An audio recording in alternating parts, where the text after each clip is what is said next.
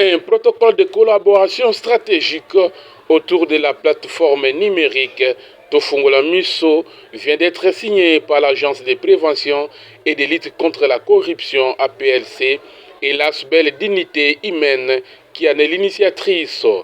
Une plateforme citoyenne au service de la transparence. La plateforme numérique Tofungola Miso permet aux citoyens de dénoncer anonymement les actes de corruption, de blanchiment des capitaux et autres informations similaires. Initié par l'ASBEL Unité Humaine avec l'appui technique et financier de la GIZ.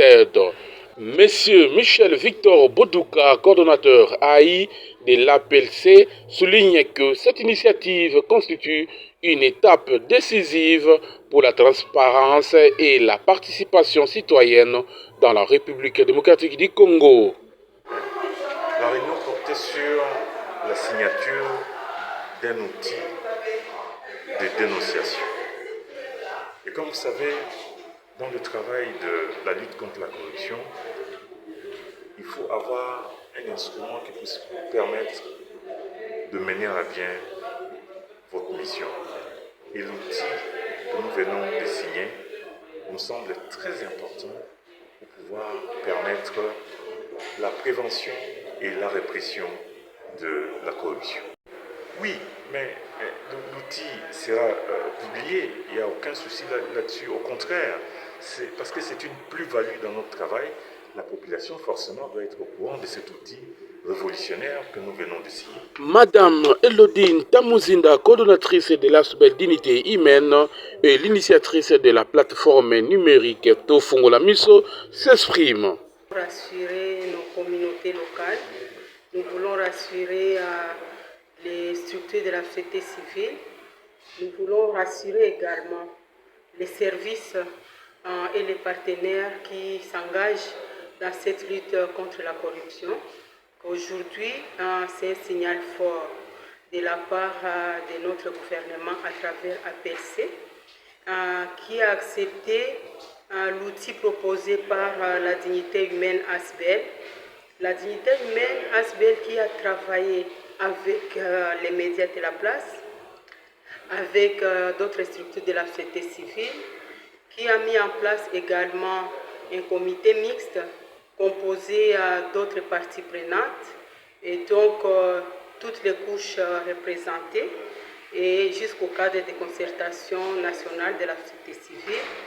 Et cet outil accepté, c'est l'application Tofungola Miso. Tofungola Miso qui est une application qui doit nous aider à recueillir les données liées aux actes de corruption potentiels, présumés. Et comme nous n'avons pas cette charge de les traiter, nous les confions à travers l'outil. Donc dans l'outil, c'est l'outil lui-même qui recueille, qui récolte. Et donc tout le monde peut l'utiliser. Nos grands-mères peuvent l'utiliser. Même nos partenaires au niveau local, au niveau le plus bas dans nos territoires peuvent l'utiliser. Et c'est à travers cet outil que nous pourrons avoir la latitude de recueillir un plus grand nombre des actes de corruption. Nous ne voulons pas aussi que la société civile croie que nous visons les dirigeants. Nous ne visons pas les dirigeants. Nous visons toute la société. Nous visons toutes les parties prenantes, puisque nous avons d'un côté les corrompus et d'autre côté les corrupteurs. Et donc là où il y a les corrompus et les corrupteurs, nous ne pouvons pas avoir une cible unique. Donc c'est nous tous ensemble, vous et nous. Et donc là, il n'y a pas de leçons à donner, mais nous tous, vous et nous tous ensemble, voir comment nous pouvons combattre ces fléaux. Les fléaux en corruption, blanchiment des capitaux, prolifération des armes et autres, c'est un fléau qui place notre pays sur la liste noire.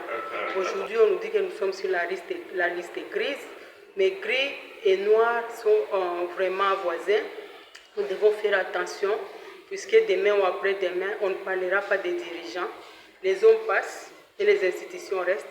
On parlera juste du Congo, on parlera juste du Congolais. Et si nous voulons nous faire honneur, Nous devons lutter contre ces fléaux, nous tous ensemble. Et aujourd'hui, nous remercions vivement notre gouvernement à travers APLC, puisque ces partenariats publics-privés, pour nous, c'était un rêve, nous ne nous y attendons pas. Avoir un gouvernement qui accepte de recevoir, de recueillir les propositions de la société civile. Et cela nous montre aussi que nous sommes cette société civile de propositions, force de propositions et non pas seulement de dénonciations. Par contre, nous demandons à ce que les lanceurs d'alerte soient protégés. Et là, c'est à travers la loi, puisqu'il y a déjà un projet sur lequel nous avons travaillé, nous tous acteurs de la société civile, qui traîne au niveau du Parlement.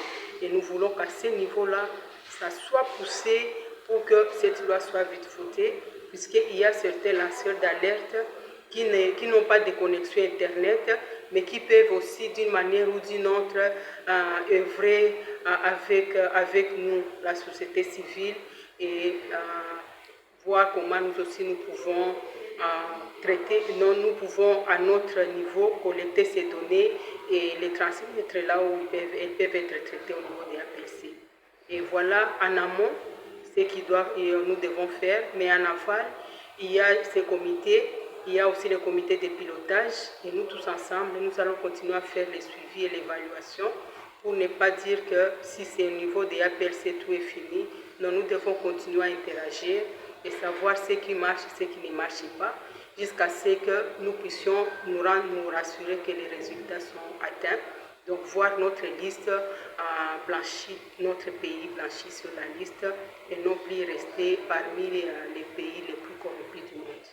Madame Caroline Kakuta de la GIZ, déterminée à soutenir l'idée de la plateforme numérique Tofungula Miso. Du projet de lutte contre les flux financiers illicites en RDC, qui est mis en œuvre par la GIZ, la coopération allemande. Et notre projet œuvre sur plusieurs axes afin d'accompagner le gouvernement congolais dans la lutte contre les flux financiers illicites. Et nous avons une branche spécifique pour la lutte contre la corruption.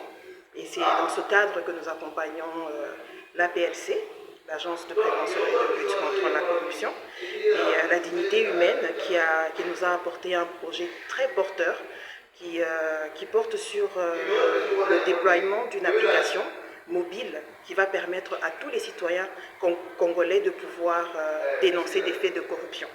À ce juste titre, nous avons trouvé cette idée très innovante, très intéressante.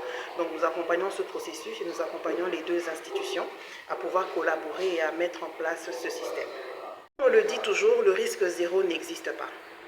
Mais au moins, le gouvernement congolais, avec la collaboration du gouvernement allemand, travaille ensemble pour pouvoir réduire le niveau de corruption. Donc, nous partons de zéro, certes, mais au moins nous pensons que dans les mois qui arrivent, dans les années qui arrivent, avec ce genre de système, avec ce genre d'application, il sera plus facile pour les Congolais de pouvoir dénoncer, de pouvoir mettre pas sur la place publique, mais de pouvoir transmettre aux instances compétentes les faits de corruption qui pourront être pris en charge.